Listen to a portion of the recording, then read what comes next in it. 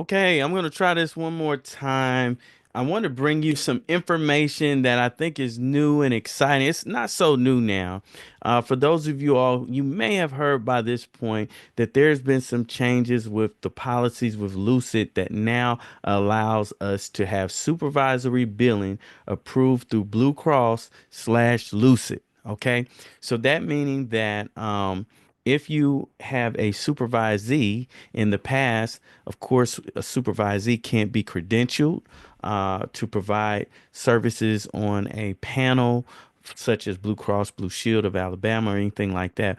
What that hasn't been changed, but what has been changed or what they're now implementing is a way they've opened up the provisions where you can have a supervisee to provide psychotherapy services to your clients. Okay, and you can receive reimbursement for that. So I want to talk a little bit about that, and I want to make sure that I cover everything nice, concisely, and we're going to try to run through this really, really fast. Okay, but so this is the thing, and I give credit to Michelle.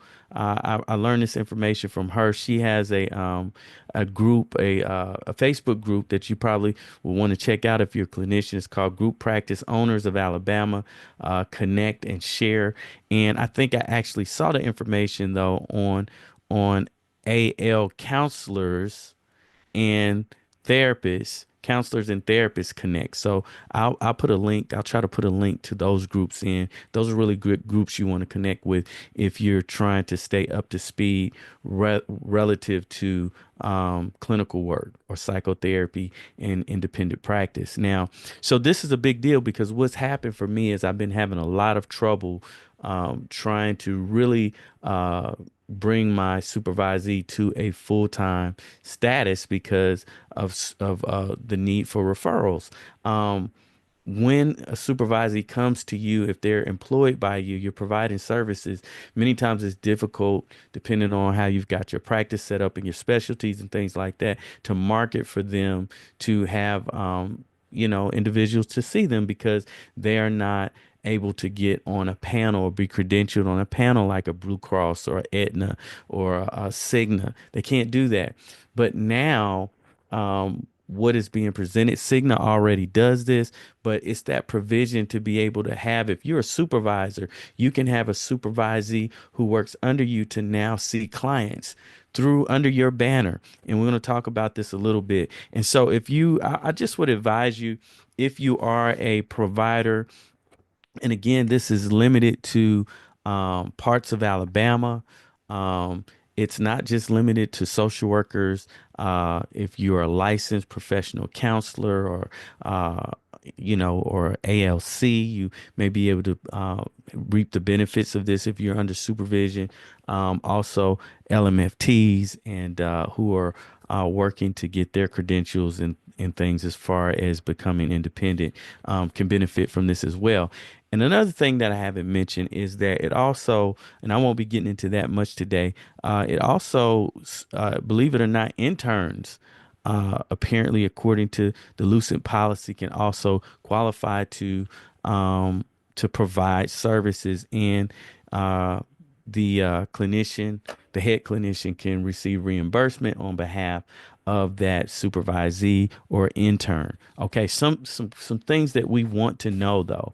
We wanted to know what provisionally licensed clinicians are, and these are pretty much, as I mentioned, if we're talking about social workers, these are licensed master social workers. My understanding is that you have to be a licensed master social worker, and if you want to provide, if that you want that licensed master social worker to provide psychotherapy services, as long as they are receiving supervision under you by you, okay, then this is likely possible.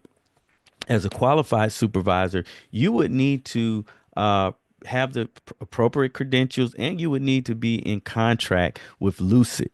Okay, Lucet, Lucet. Okay, this is a third party provider that their job is to pretty much bring in or make provisions for the Blue Cross clients to more easily access behavioral health services. This helps reduce hospitalizations and all kinds of things is what they have found that this is what we do. Our work makes this happen. Okay. And so this is a big deal. This is a big deal for me, and it's a big deal for supervisees because often they can't find placement because of this issue. How am I going to get you clients? This may be resolved because, believe it or not, Blue Cross controls probably 80 or 90% or more of the insurance market in most parts of, I think in Alabama, period. So they control that. And so if you're providing services, you have to see them. All right. So Lucid, the question might be, does Lucid credential supervisees? Lucid does not credential supervisees. They don't contract with supervisees or interns. Again, the process is that they will be coming up under your umbrella. So no, that which is a good thing because the credentialing process does not have to take place, which sometimes is extensive. It can take 3 to 6 months or so just to get someone credentialed under a panel. You get to bypass that in this situation, from my understanding. Again, if any of this information you find is incorrect, just let me know. Put that in the chat so that everybody can get more updated information because there has been a lot of confusion about this. And what I have done is that I made sure that I sent in information giving specific questions that I needed answers to. And we're going to get to that in a second. But I asked them specifics, particularly about telehealth type of things, if that's appropriate, if and stuff like that. And so you may want to get that direct just in case you find out that maybe a representative gave you inappropriate information. They come back, they want to take money. Well, you have it documented, and I'm sure they'll work with you a lot better, considering that it's from their personnel. So one of the things is that the individual who you are supervising, uh, you all must be in the same organization. You must work for the same organization as the clinicians receiving supervision. Okay. So if you're an independent supervisor, you've got your own practice and then, well, I had a better scenario on the last take, but we'll just stick with that. So you want to work for the same organization as the clinicians receiving supervision in order for this to work. Okay. So if I'm the provider, my supervisee has to be under my company in order for us to make this happen. I have to be the licensed clinician on the books with Lucet Blue Cross, okay? And then they have to be under me, okay? You cannot, yeah, so we'll just leave it at that. All right. And then this is a tricky one, is that you need to be available to your supervisee at all times according to the policy. You need to be available to your supervisee at all times according to the policy. So the question is, if I need to be available, what if my supervisee is working, performing telehealth services, and I'm not on the scene for that? Can I still benefit from these changes? And this is where I sent the letter, okay, to get that clarification for myself. And what I was told is yes. The question that I uh let's see. So basically, the question I was asking is if you could provide the services offsite, and they responded and said, yes, this is accurate. The supervising provider must be available at all times to the intern or provisionally licensed provider.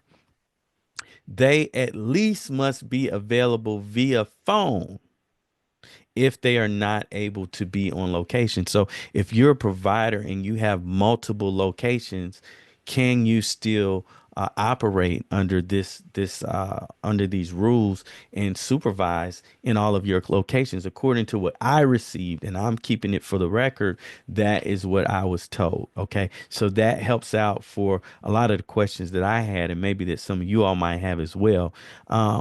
This is an important thing to know too for concerning ethics.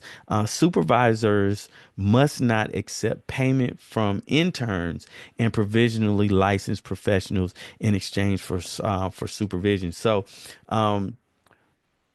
for social workers, we can't take money from a supervisee by law. We cannot receive money from a supervisee who works for us and is seeing clients. You can receive money from a supervisee who you're just providing supervision for them exclusively. Okay. But if they are seeing clients for you for your institution, they're doing psychotherapy or something like that, and you're providing them supervision, you cannot charge them for services. And it's the same thing with this program. They can, under Lucet, you cannot be charging your supervisee for services. For supervision services. So again, supervisors must not accept payment from interns and provisionally licensed professionals in exchange for supervision. And another thing that needs to be known, I think, is that what's the billing process? How do we bill, considering that it doesn't look like we have to get credentialing? What happens? Well, you would need to your supervisee is going to need to fill out the notes and things like that. And what you would do is sign off each time. This is my understanding. Sign off for their notes with a modifier. And if you're master's level, the modifier, from my understanding, we're just now being about to implement this. We're going for it. We're going to go slow and then we're going to move fast, but we're going to test this out. And so maybe I'll update once I've actually gone through the entire process. But I want you to know ahead of time. This has been out for a while, but it's been a lot of confusion about this. So the modifier is HO. Okay, and it says the rendering clinician or registered intern has the highest educational attainment of a master's degree. If that's where you fall, where your supervisee falls, then that's what you want to consider. All right. So another question that might be asked, and this is just my understanding, is reimbursement the same? Is reimbursement the same? So if my supervisee sees a person provide psychotherapy services, will the reimbursement be less because it's the supervisee? From my understanding, because they're not under contract, there's no change as far as that's concerned. And so whatever your agreed upon rate is for reimbursement for your contract, it should remain the same, which is another plus. All right. Um, I think that is it.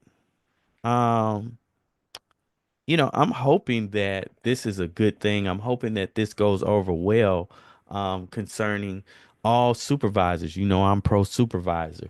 And so a door has been open here. And so this is an opportunity to, if you are not a supervisor just yet, where you can take opportunity to become, to get trained. And we do have training opportunities for supervisors, for individuals who are clinically licensed and want to become supervisors, as well as individuals who have their LBSWs or LMSWs and want to be supervisors as well. And so let me give you a little bit of information on that. We have our next training on July 28th and 29th. We would love for you to join. If you have any questions, feel free to DM me about any questions or concerns. We had an awesome training last time, and we just thank you all who participated, who were there and engaged, and you made it a grand event. And we also have a free continuing education coming up on May 20. We've got to finish out the marketing here for that. But the subject is preventing the crispy effect. Hope you know about the crispy effect. Ethical strategies to combat burnout. Crispy effect. What's that, y'all? All right. And boy, we have an awesome guest that I'm really excited about because she has spoken for us before, and she's like a encyclopedia. She has so much knowledge and experience, and that's Leilani Mason. And we're excited for that. Thank you, Leilani, for agreeing to speak for us, and thank you, Dr. Lewis, for booking uh, Lilani for us.